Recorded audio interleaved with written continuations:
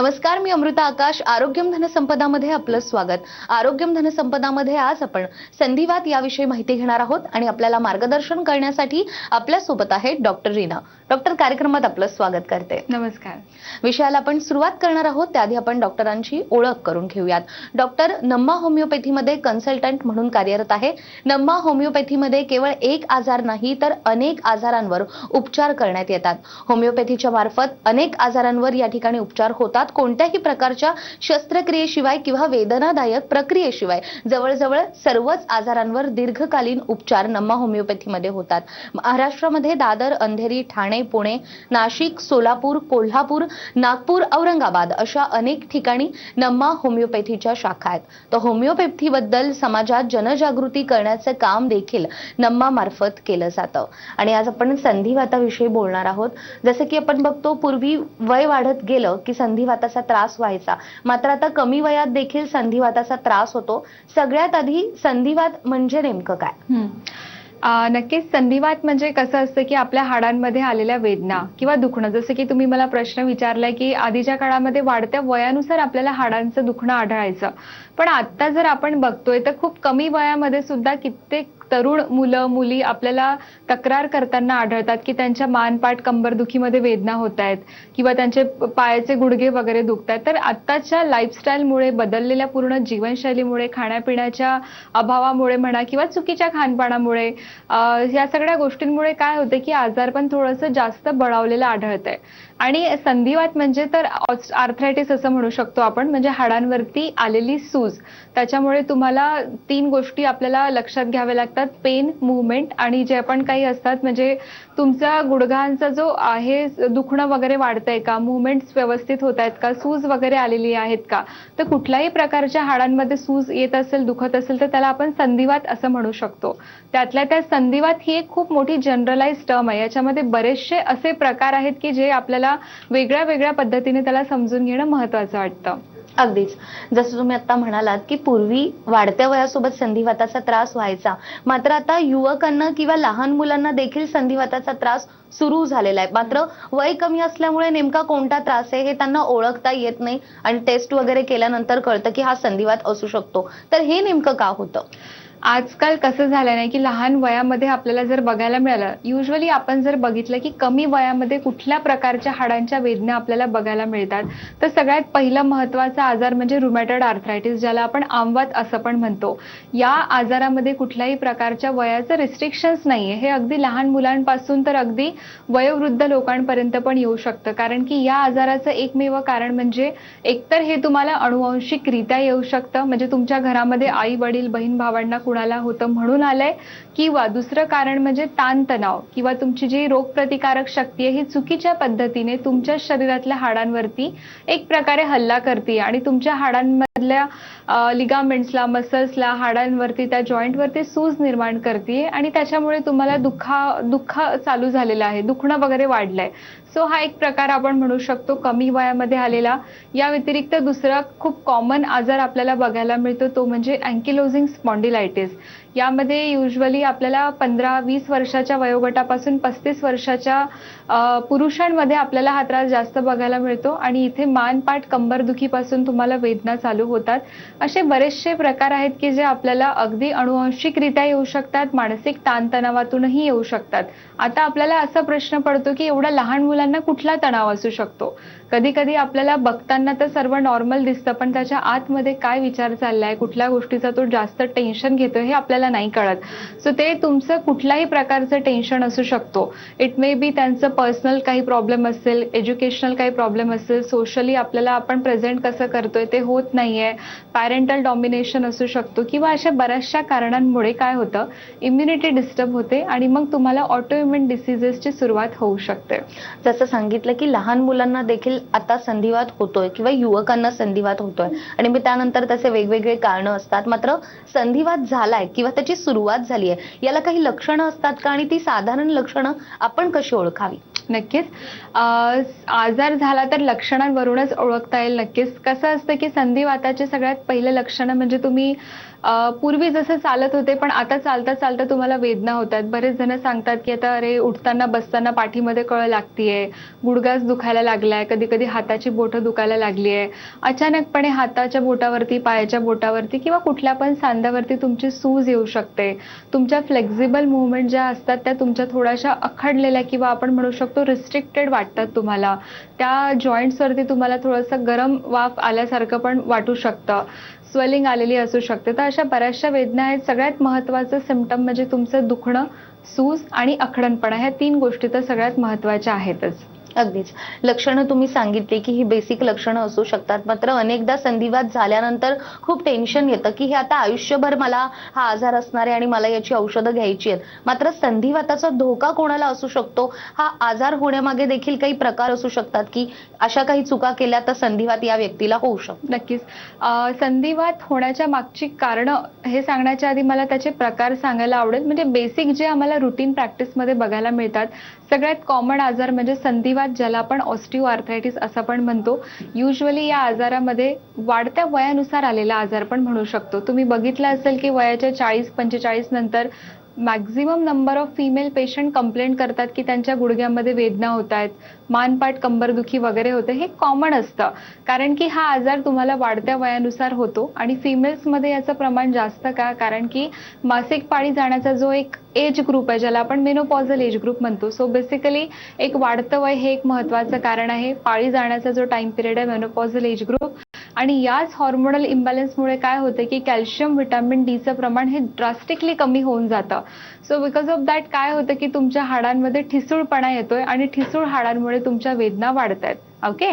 यामध्ये जर तुमचं वजन वाढलेलं असेल तर काय होईल की आपले गुडघे म्हणजे आपले शरीराचं वजन उचलून धरणारा जॉईंट आहे, वेट बिअरिंग जॉईंट म्हणतो आपण त्याला.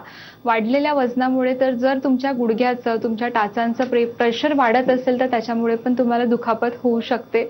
या व्यतिरिक्त आपण म्हणू शकतो की एखादी ट्रॉमॅटिक हिस्ट्री आहे, कधीतरी ॲक्सिडेंटल इंजुरी झाली होते, पेशंट कधी पडलेत, लागलं, त्याच्यानंतर त्यांना हाडांचं दुखणं वगैरे येऊ शकतं. खाण्यापिण्याच्या दुर्लक्षपणामुळे होऊ शकतं, बदललेल्या लाईफस्टाईलमुळे होऊ शकतं. असे बरेचसे कारणं तुम्हाला संधिवातामध्ये बघायला मिळतील. ओके. दुसरा महत्त्वाचा प्रकार आहे रुमॅटॉइड आर्थरायटिस, ज्याबद्दल आपण थोड्या वेळ आधी बोललोय. रुमॅटॉइड आर्थरायटिस हा एक आजार जो आहे ना, हा एक ऑटोइम्युन डिसीज आहे. ऑटोइम्युन डिसीज म्हणजे काय असतं की जे शरीराने बनवलेले आजार आहे. जसे की आपण बघितलंय की संधिवातामध्ये तुम्हाला वाढत्या वयानुसार कॅल्शियम, व्हिटॅमिन्सच्या कमतरतेमुळे येतंय, काहीतरी ठळक कारण दिसतंय. पण आमवातामध्ये आपल्याला तसं कारण बघायला मिळत नाही. हा तुम्हाला अनुवांशिकरित्या येऊ शकतो आणि फक्त टेन्शन, ताणतणावातून या आजाराची सुरुवात होऊ शकते. सो विशेषतः जर आम्ही बघायला गेलो तर आमवाताची सुरुवात ही तुमच्या लहान सांध्यांपासून, हाताची बोटं, पायाची बोटं पासून सुरुवात होतं. बऱ्याचशा स्त्रिया येतात आणि आमच्याकडे कंप्लेंट करतात की मॅडम आता आम्ही सकाळी उठतो तर पूर्ण 15 ते 20 मिनिटापर्यंत हाताच्या हालचाली करताच येत नाही. जसं जसं दिवस वाढतो तसं तसं त्यांना थोडं रिलॅक्स वाटतं. गरम पाण्याने आंघोळ केले की त्यांना जरा बरं वाटतं. पण तरी सुद्धा घरातले काम करताना, जसं की कणिक मळताना दुखू शकतं, केस विंचरताना दुखू शकतं, झाडून काढताना, भाजी निवडताना, स्कूटी चालवताना, छोट्या छोट्या हँड मुवमेंट जिथे आहेत, ऍक्टिव्हिटीज आहेत, तिथे त्यांना त्या आखडलेल्या वाटतात. आणि या आजारासाठी तुम्ही कितीही प्रकारचं औषध पाणी केलं पण तुम्ही मेंटली डिस्टर्ब आहात, स्ट्रेस आहे, तर तो आजार तुमचा कधीच जाऊ शकत नाही. ओके. आणि या व्यतिरिक्त महत्त्वाचं अजून तिसरा जे प्रकार आपण बघायला मिळतो, गावठी आर्थरायटिस, ज्याला आपण युरिक ऍसिड वाढलेल्या प्रमाणामुळे म्हणू शकतो. अतिशय प्रमाणात नॉनव्हेजचं सेवन, चिकन, मटन किंवा मग तुमचं ड्रिंकचं प्रमाण वाढत चाललंय. यामुळे काय होईल की युरिक ऍसिड वाढतं आणि परत तुमचे युरिक ऍसिड साचून साचून तुमच्या हातापायाची बोटं दुखू शकतात. सो असे बरेचसे प्रकार आपल्याला बघायला मिळतात. अगदीच. विषय आज इतका महत्त्वाचा आहे की आपल्याला प्रेक्षकांचे देखील फोन येत आहेत आणि आपल्याला कोल्हापूरहून अनिल जाधव यांचा फोन आलाय. अनिल, आपला प्रश्न विचारा. हॅलो.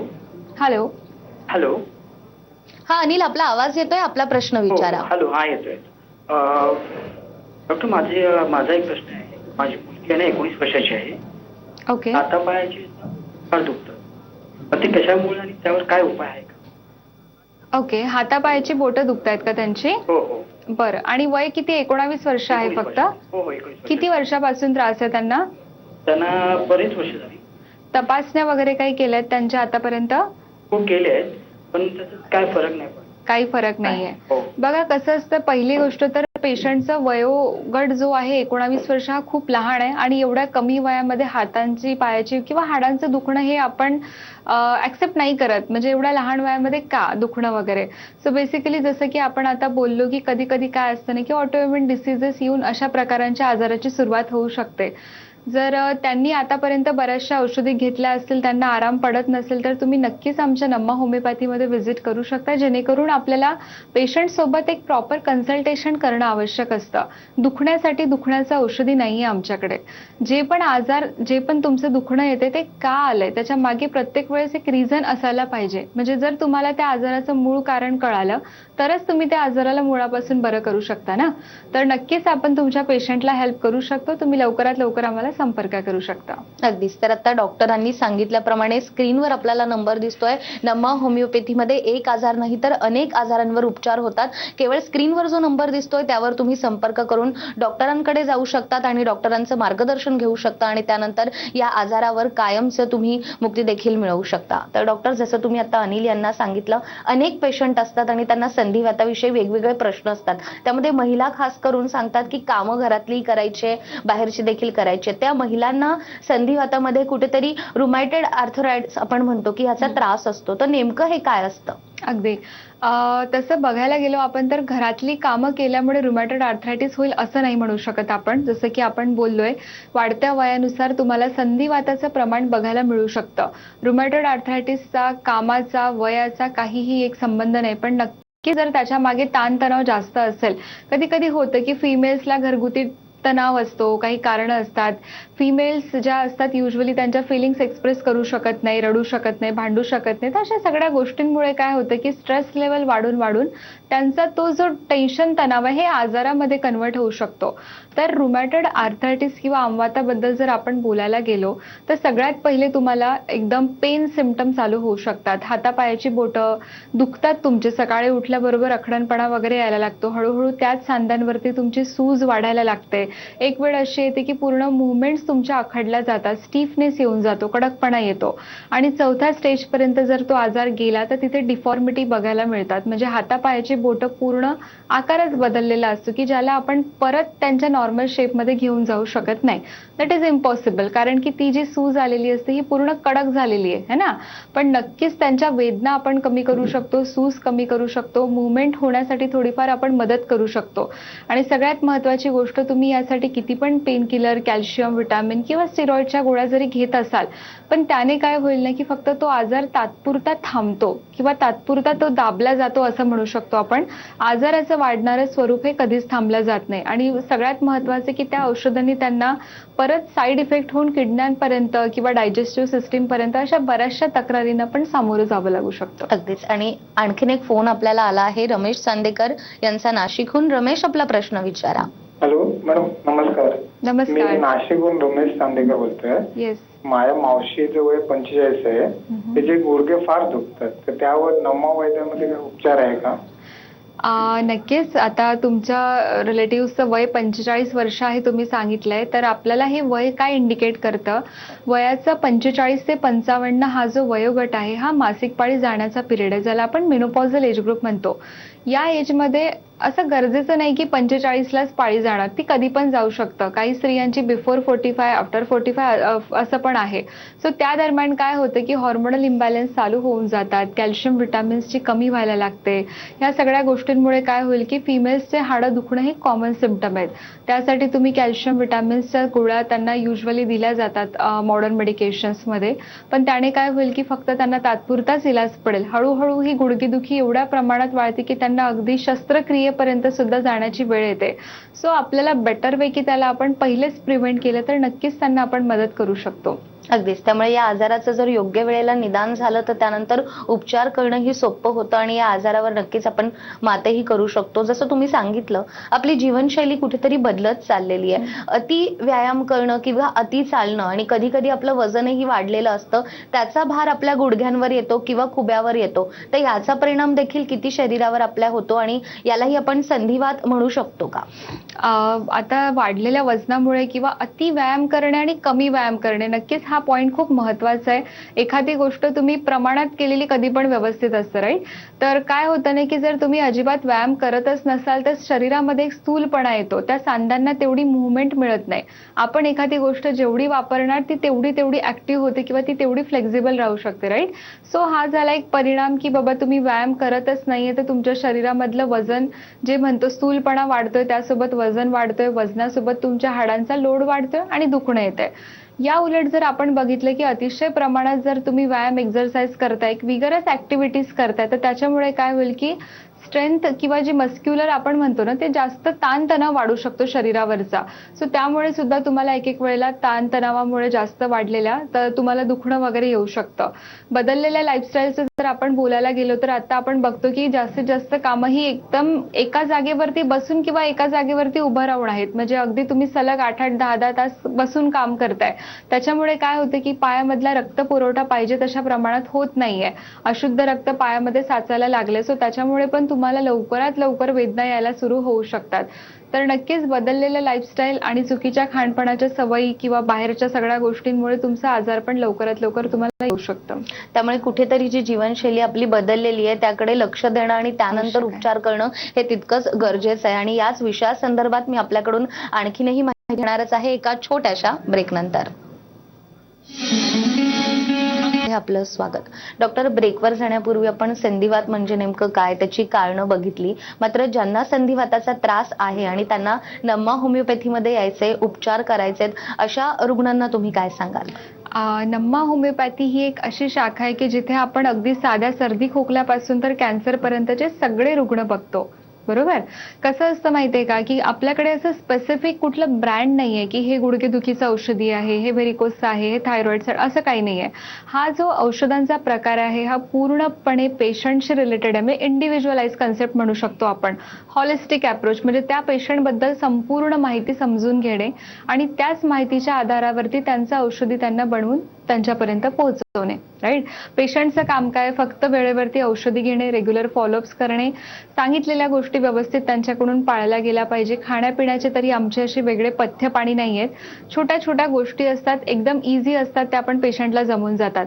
सो महत्वाचा मुद्दा काय आहे की नम्मा होमिओपॅथीमध्ये अदर दॅन होमिओपॅथी आपण काय करतो, तर आपल्याकडचा जो एक नवीन फॉर्म्युला आपण इन्व्हेंट केलाय तो म्हणजे immunogenic myzomatic 6th generation homeopathic treatment. कसं असतं माहितीये का, की कुठल्या पण आजाराला जर तुम्हाला दूर ठेवायचं असेल तर सगळ्यात पहिले तुम्ही स्ट्रॉंग पाहिजे. त्यासाठी तुमची रोगप्रतिकार शक्ती वाढवणं हा आपला प्रायमरी फोकस असतो, की पेशंटची इम्युनिटी स्ट्रॉंग असेल तर त्यांना छोट्यातला छोटा आजार असू दे किंवा मोठा असू देत, तो त्यांच्यापासून दूर राहायला पाहिजे. जेनेटिक, जसं की आपण बोललो की असे बरेचसे आजार असतात की जे तुम्हाला अनुवांशिक गुणधर्मातून येऊ शकतात, तर आपल्याला त्या जेनेटिक लेवलवरती पण काम करता यायला हवं. मायझोमॅटिक बद्दल जर आपल्याला थोडक्यात समजून घ्यायचं असेल तर पेशंटचा स्वभाव, मानसिक शारीरिक स्थिती, मानसिक शारीरिक ताणतणाव, त्यांच्याबद्दलची संपूर्ण माहिती त्यांच्या लाईफस्टाईलला पूर्णपणे समजून घेणे आणि अशा प्रकारे ते औषधी सिलेक्ट करायचं असतं. आणि 6th जनरेशन म्हणजे काय असू शकतं, की गेल्या आपण काही वर्षांपासून बघतोय की आता धकाधकीचं लाईफ चाललंय, पूर्णपणे जे बदललेलं स्वरूप आपण बघतोय. याच्यामुळे काय झालं ना, की ताणतणाव वाढलाय, सिडेंटरी लाईफस्टाईल वाढली आहे, आजारपणाचं प्रमाण वाढलंय. तर या जनरेशनला सुटेबल असं मेडिसिन की जे किती लवकरात लवकर काम करेल. सो अशा प्रकारचा एक नवीन आपण फॉर्म्युला शोधून काढलाय. मेडिसिन्समध्ये कुठल्याही प्रकारचे केमिकल स्टिरॉइडचा वापर आपण करत नाही, म्हणून 0% साईड इफेक्टची गॅरंटी आपण देऊ शकतो. फक्त एवढंच असतं की जो आजार तुमचा एका दिवसात आलेला नाही तो एका दिवसात जाणार पण नाही.